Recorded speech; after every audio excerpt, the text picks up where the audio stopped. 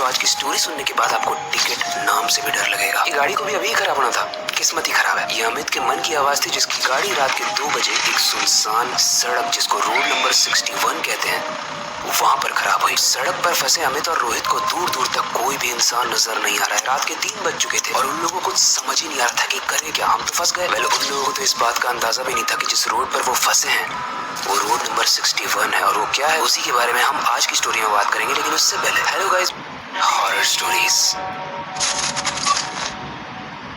Scene कुछ ऐसा है कि एक सुनसान रोड पर अमित चल रहा है और वहाँ पर जो आवाज आ रही है वो सिर्फ अमित के चलने की आवाज है। इतनी ज्यादा क्रीपी तरीके की शांति थी वहाँ पर। अभी अमित देखता है कि पीछे से बहुत तेजी में एक बाइक आती है। अमित खुश हो जाता है। अमित बाइक वाले से बोलता है, रुको भाई, पास में कोई मैकेनिक है क्या? बाइक वाला अपनी स्पीड तो धीरे करता है, लेकिन वो रुकने की हिम्मत बिल्कुल नहीं कर पाता है और वो अमित से कहता है कि भाग जाओ, बस नंबर 91 आ रही है। अमित को कुछ समझ में नहीं आता कि बस नंबर 91 आ रही है तो मैं भाग क्यों जाऊँ, मैं तो उसमें बैठ के हेल्प लूंगा ना भाई, कोई भी यही सोचेगा। पहले अमित उस बाइक वाले से कहता है, अगर बस से मुझे बचाना है तो भाई मुझे ही हेल्प दे दो, मुझे मैकेनिक के पास छोड़ दो।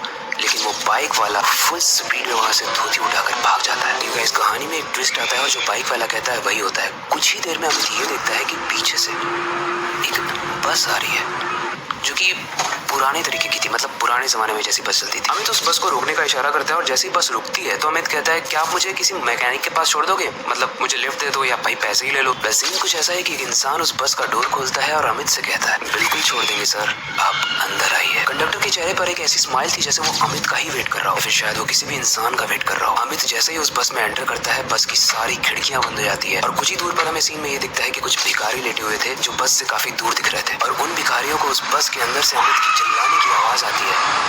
धीरे धीरे करके वो बस उस सुनसान सी सड़क पे मानो गायब सी हो जाती है। वो एक पल में तो बस थी पर दूसरे ही पल वहाँ कुछ भी नहीं था, वहाँ कोई था ही नहीं। देखने वाले दर्शक यानी आप ये जानते हो कि अमित की जिंदगी का टिकट तो कट चुका है, लेकिन उसके दोस्त तो उसका वेट कर रहे थे क्योंकि उन्हें वो बोल के गया था, मैं तो मैकेनिक को ढूंढने जा रहा हूँ। अमित का दोस्त बहुत परेशान हो जाता है और वो पुलिस कंप्लेन करने जाता है। जब पुलिस को इस सिनेरियो के बारे में पता चलता है तो वो इन्वेस्टिगेशन करने उसी एरिया में आती है, लेकिन वहाँ आने से पहले पुलिस को वहाँ के लोकल लोगों ने ये जरूर बताया था कि यहाँ पे एक हॉन्टेड बस चलती है जो लोगों को गायब करती है, बट पुलिस ऐसी बातों पे क्यों बिलीव करेगी। तो सीन कुछ ऐसा है कि बहुत सारे पुलिस वाले इन्वेस्टिगेशन के लिए रोड नंबर 61 के एक स्पेसिफिक एरिया पे खड़े हैं जहाँ पर अमित खड़ा था। वो उस बस का वेट कर रहे हैं जिसके बारे में वो बस बदनाम है, और काफी देर तक कोई बस नहीं है, लेकिन तभी फुल स्पीड में बस आती है जो उनके सामने रुकती है। जैसे ही वो बस रुकती है वहाँ का सब इंस्पेक्टर ये डिसाइड करता है कि मैं अंदर जाके इंस्पेक्शन करता हूँ, जब तुम लोगों को मैं सिग्नल दूंगा तो तुम अंदर आ जाना, इसी के साथ अपनी बाइक जरूर चलाते रहना। सब इंस्पेक्टर उस बस के अंदर जाता है और वो कंडक्टर उससे फिर वही कहता है,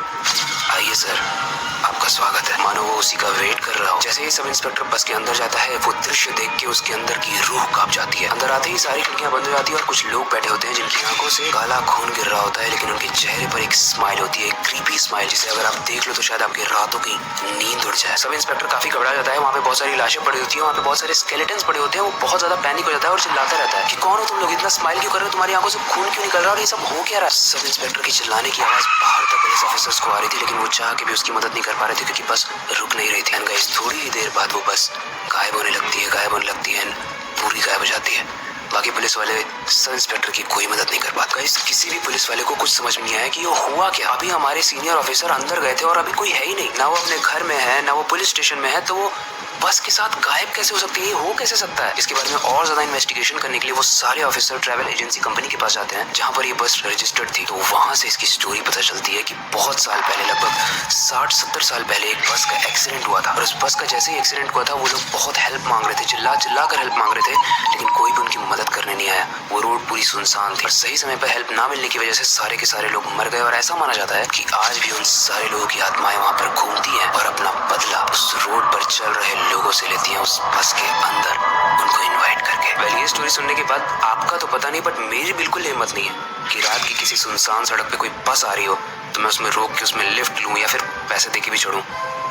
शायद वो बस गायब हो गई। तो आई होप आपके शैतानी दिमाग को ये स्टोरी जरूर पसंद आई होगी। इससे रिलेटेड कोई भी फीडबैक हो आप कमेंट सेक्शन में जरूर बताना, क्योंकि वो बताने के लिए ही होता है ना। कमेंट में जाके नेक्स्ट एपिसोड जरूर लिखना, इससे मुझे पता चलता है कि आप नेक्स्ट एपिसोड के लिए कितने ज्यादा एक्साइटेड हो। आज मैं बस यही कहूंगा कि अपनी क्यूरियोसिटी को डाय मत होने देना, नई चीजें सीखते रहना, अपनी खिड़की के बाहर और बेड के नीचे जरूर देख लेना, शायद कोई आपका वेट कर रहा हो। मिलते हैं अगली वीडियो में।